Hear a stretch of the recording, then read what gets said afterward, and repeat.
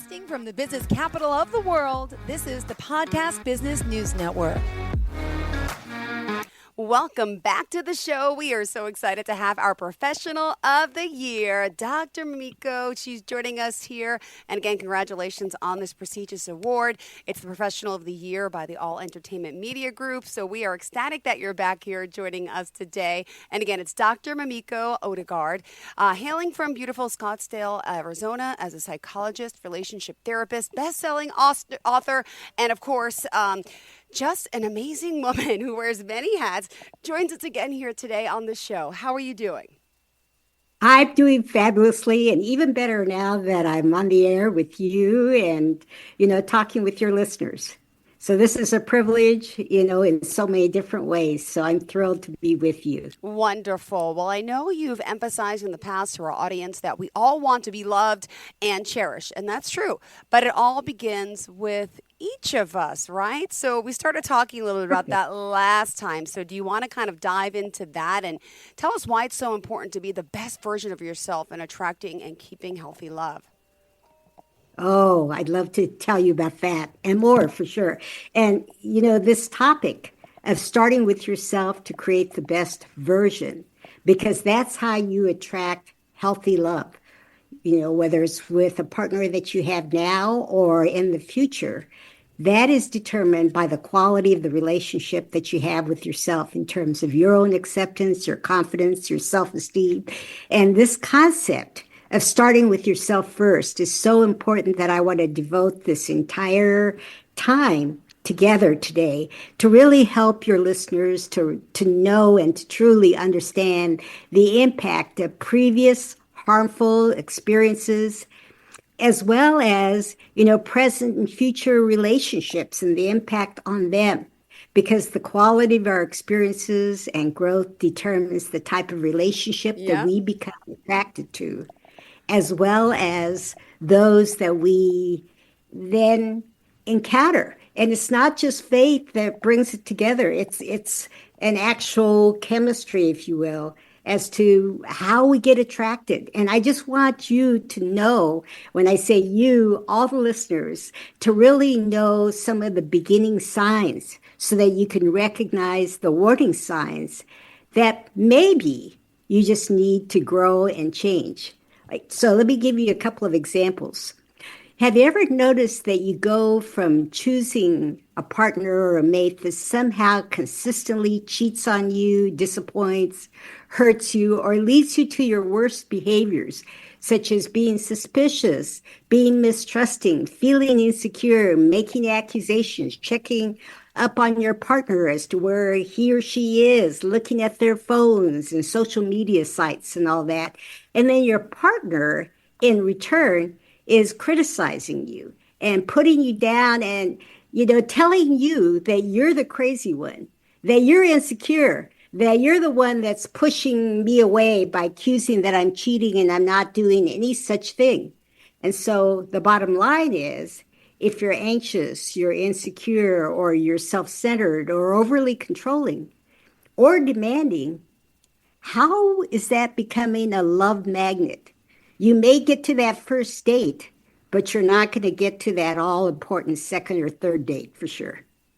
Oh, yeah. Sounds very familiar to me, ladies and gentlemen. I'm not sure if you had that type of experience in the past, but you're right. Oh, there is some of that out there. Unfortunately, it exists. We have to learn how to weed through it, and with professional advice and common sense and knowledge, Dr. Mamiko can help us along this journey. So you mentioned we have to be a higher, more vital, better, a confident, more self to start attracting the better quality people. Could you explain that? Yes, nothing could be truer for sure, because you're gonna, if you get attracted to, or the other way around, someone's attracted to you, then if you don't have that self-esteem, you're going to sabotage it, because you're going to think in your head and you're going to feel like, oh, I'm not pretty enough, or I'm not handsome enough, or I'm too fat, I'm too skinny, I don't have that six-pack, I'm not toned, I'm boring, I don't know what to say, I'm awkward, I'm shy, my job and my career are not exciting enough, it's not prestigious enough. Well, can you imagine all of this negative energy that's going on within you? I mean, that's going to rub off in the way that you approach someone one on one because they're going to hear your hesitation. They're Yes. also going to hear and to see your body language that you don't feel really good about yourself. And it's Mm-hmm. like, this person has too much baggage. I don't want to deal with that. Yeah. And the other thing, too, in terms of us being able to pick out and to initiate contact with people that we are attracted to, if you are courageous enough to do that, but your self esteem and your self love and your confidence are not intact, then you're going to blow things out of the water too, because you're going to come across as being too stilted, or you try to be overly Mm-hmm. animated, too cute, too witty, and it just turns the other person off so that your self esteem really trips us up. And we don't believe in ourselves, and people sense it. They can feel it, they can see it, they can hear it. And so, I want to also tell you the opposite situation Yeah. where we've all experienced too many social gatherings and contacts Mm-hmm. where we go in with an open mind and we say, I want to really get to know that person. And I'm going to find out as much as I can to see what sort of person, if that person is worthy of my friendship. And so we'll start asking questions about that person, his interests, her interests, what they're into, and what brought them to that group, so forth. And then they instead will either do monosyllabic answers where you can't get a sense of who they are, Mm-hmm. or most of the time it's the yabbering, and jabbering about themselves. They don't care. They don't ask you anything about yourself. They don't know anything. You might spend 15, 20 minutes with them, but at the end of that time, it's all about Yep. them. Uh-huh. So that's a big turnoff, right? And Mm-hmm. the fact of the matter is, when you meet these people that are all self centered and boisterous and that sort of thing, then I want you to remember that this is not about you. It's about that person because that person has problems with their own self esteem. If they didn't have problems with that self esteem, then they're able Yeah. to really be engaged. They're able to be in the present moment. They also want to be able to share not only about themselves, but to get to know them. It shouldn't Yeah. be work for you to get to know someone. And if it is work and you're exhausted or you're bored, then this is not the person for you. So don't just walk, run away. Got it. Thank you. Well, I love this that you are inspiring and helping so many people. And, we also want to talk more, about, another person cannot fill the void of self love. There's a lot going on. And, you say, how does our past really affect our present, future happiness? And there's still so much to dive into. What next for us? Okay, so let me talk about the past. And have you noticed that there's a tendency to attract the same type of persons over and over? And by that I'm talking about, unhealthy relationships. Someone who would cheat on you and be unfaithful, lies, tries to cover up, is secretive, all those sorts of things. Or someone who consistently puts you down. And so then you're in this lower position and you try even harder to please that person. And so we put that person on the pedestal and we try to be everything to that person. We lose our identity, our sense of self, and our needs and our wants go on the back burner. So that's an example of how we tend to, because of something in the past of, the partners that we've had because they've cheated on us, then we get into a fresh relationship. And what happens? We instantly think Think that that that the person's other going to do person, the same thing. right. And so then we make assumptions and then we begin to follow them. And then the relationship begins to spiral downwards, because of the lack of trust, the suspicions, and it's it doesn't have to be this way, but I'm just saying to you, that if you have been abused in the past, there's a tendency for you to not feel worthy and be attracted to someone who then abuses you verbally, physically, so forth. And every chance, it's like, you can't do anything right according to this person. And your esteem and your sense of powerlessness, begins to increase. And you just feel stuck and you feel sad and you go into that spiral of sadness, loneliness, and so forth. And so it's just so important that we look at ourselves and what sort of problems have we had in past relationships and how are we repeating that cycle in our present. And how do we stop that cycle, right? But you're saying another person cannot fulfill the void of self-love. And this is something we kind of all go down the wrong path sometimes with, right? Right. And I'd like to explain a little bit more about that. Please. I love it, Jill, that you're so astute and you bring up that fact that no one else can fill that void. So if we don't truly love ourselves, there's a couple of scenarios that could happen. One is we keep asking our partner, am I pretty enough? Am I handsome enough? Does my hair look okay? How does my outfit look? Do you love me? Do you really love me? And that person just gets so tired of affirming that, yes, he or she is attracted to you.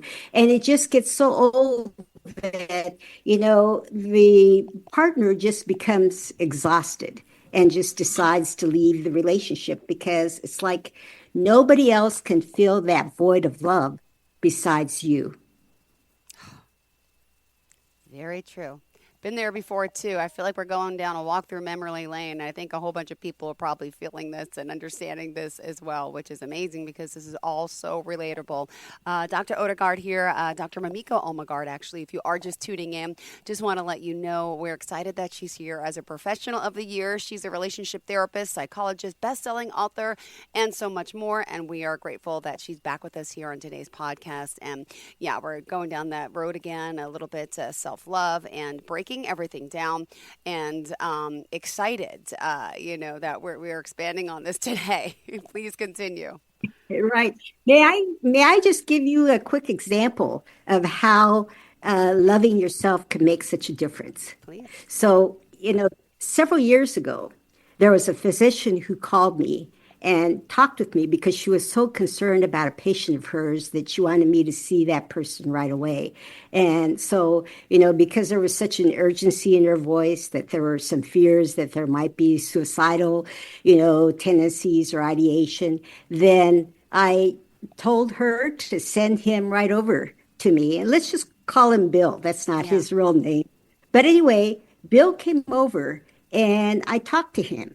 And I really found out as to what was going on with him. And his was just feeling so depressed and so hopeless and powerless and feeling so alone because he didn't have any friends, he didn't have any partners, and he just couldn't see his life changing. And so then, once I found out about some of the faulty beliefs that he was carrying and how he was telling himself this situation was permanent. He couldn't get anybody. He's not handsome. His career is not what a partner would want, et cetera, et cetera, et cetera. Then, I let him know that I cared about him. That, and this is where just one person in a person's life can make such a difference because I told him repeatedly that he was important and that I cared about him and that I wanted him to be happy and to know that there are all kinds of possibilities. And so I really affirmed in all kinds of different ways as to how valuable he was as a person. So this isn't a pep talk that I gave him. It's not that. But instead, it got to the essence of, the things that he was telling himself. I really let him know how to neutralize those beliefs and change them to ones that were empowering and where he felt, grateful to be alive. And also giving him opportunities to learn like basic skills, like how to see talk to himself? How does he treat himself? How does he begin to initiate conversations with others? And believe it or not, I worked with him. I cleared my calendar that afternoon when I saw him, and then I said, I want you to be better. I want you. And he and I actually made like a agreement that he would not do anything to harm himself if he felt like he was going to harm Yeah. himself, that he was going to contact me right away and we were going to see each other. But he knew that we were going to see each other for some extended time. So I worked with him for maybe 5 or 6 hours the very next day. And so my actions proved to him that I truly cared. And that's what made the difference. The fact that I accepted him the way he was and that I truly cared. And so when after that, we would talk or see each other occasionally just to make sure that he was on track. And then I talked to him about a year later, a couple of years later, and lo and behold, not only did he have a female partner, but he was happily married. And he was Wow. just so Wow. ecstatic about this because he never knew that dreams like that would come true. So can you imagine if he took his life, then he would have never realized how much he loved himself and how much someone else could love him in return. And that's why I say, you don't suffering is optional. You don't have to, just because you've had traumatic experiences, have to keep on that path. You can learn other ways to be your very best self because I want you to be really magnetic and I want you to be confident, and it's possible. Wonderful. Well, also, Dr. Mamiko, we still have 10 minutes left in your show. I just want to make sure that we are covering everything that you'd like to share with us today. And, we don't want to discourage anyone, right? And we instead empower Right. them. How do you grow, how do we go about growing this self love into the esteem and working on it? How do you work with someone to do this? Well, the first thing that I do is I'm like a detective. Well, actually, I need to go back.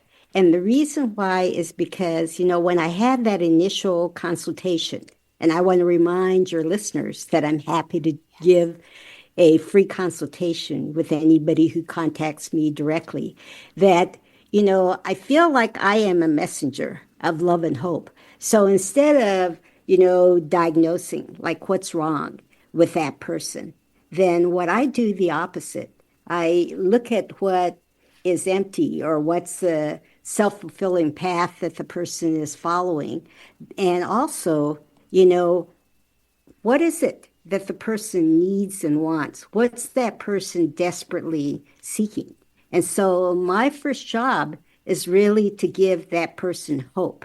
It's not a medical diagnosis or anything like that, but instead, it's about letting that person know, or persons if it's a couple, as to step by step as to how we're going to grow that person or that couple so that they know that it's really doable and it's attainable in a very short period of time, sometimes as little as a day. And so I just want them to have that hope that they don't have to live like this. And Yeah. it's more than just hope, it's really about strategies and tools that work. So you've got to be able to have the right system to be able to make the progress that you want to make. Because, as much as we want to have a loving partner, then what we do, unfortunately, is to attract the opposite of what we feel like Yep. we are.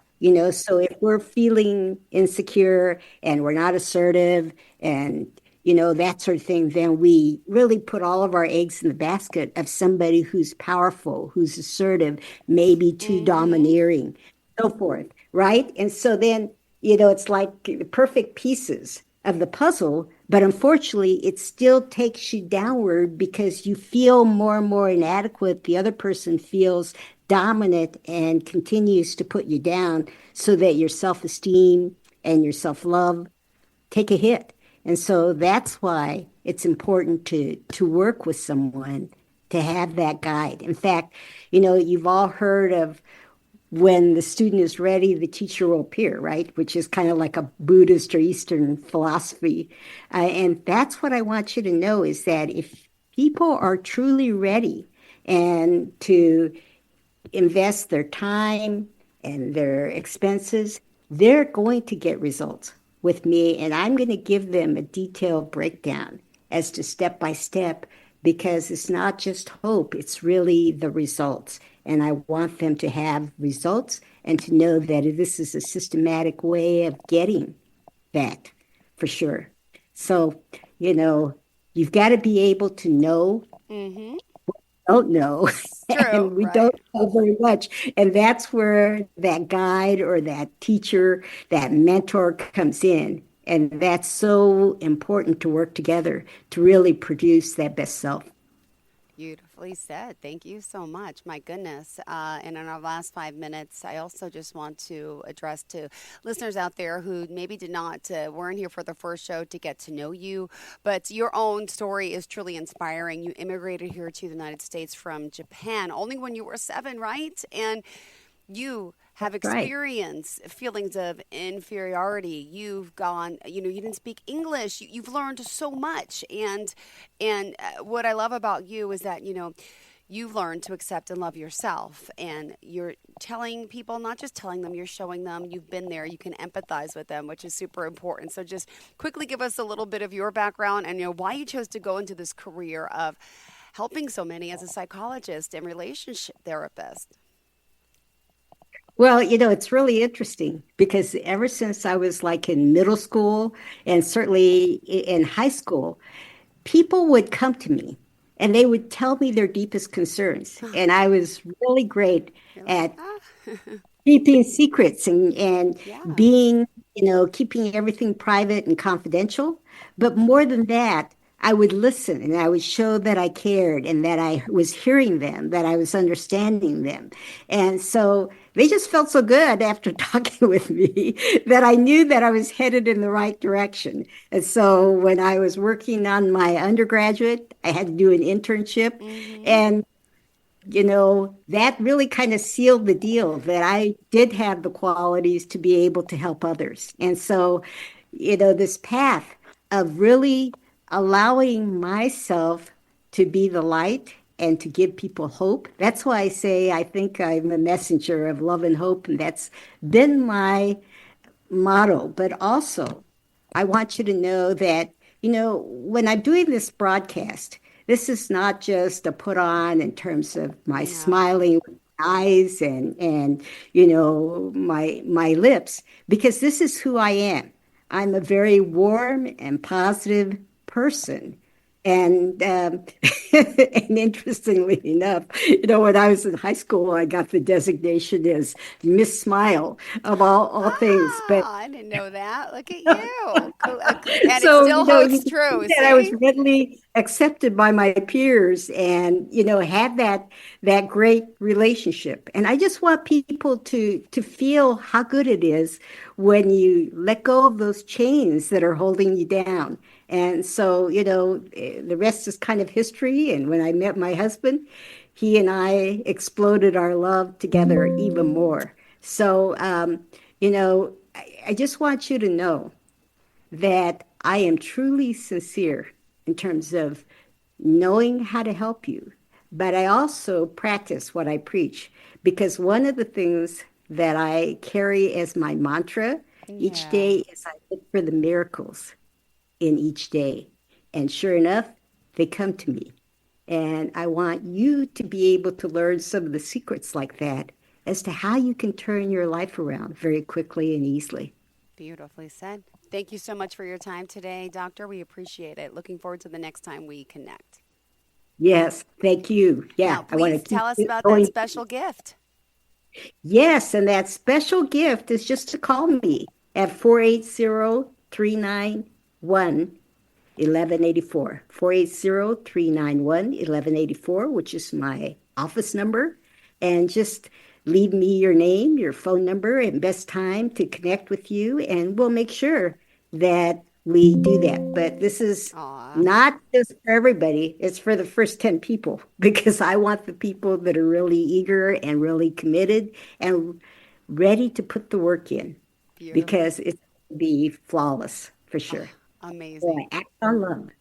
Beautiful. Thank you so much. And always a pleasure seeing you. And a great show today. Once again, wouldn't put it past you. Don't forget. We love speaking with you. Can't wait to hear what you have in store for us next week. Thank you so much. Thank you. Can't wait. Bye-bye. Bye-bye. Yeah. Till next time.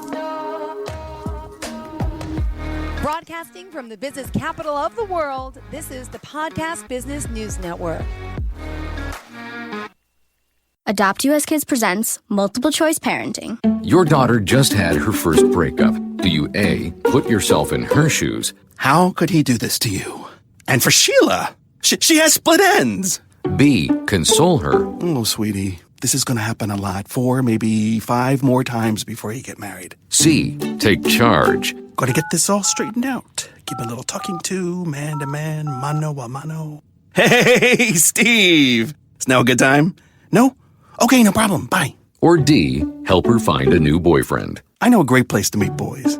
The internet. Nice, single boys. Never mind. How about some ice cream? As a parent, there are no perfect answers. But you don't have to be perfect to be a perfect parent. Thousands of teens in foster care will love you just the same. For more information on how you can adopt, visit adoptuskids.org. A public service announcement from the U.S. Department of Health and Human Services, Adopt U.S. Kids, and the Ad Council.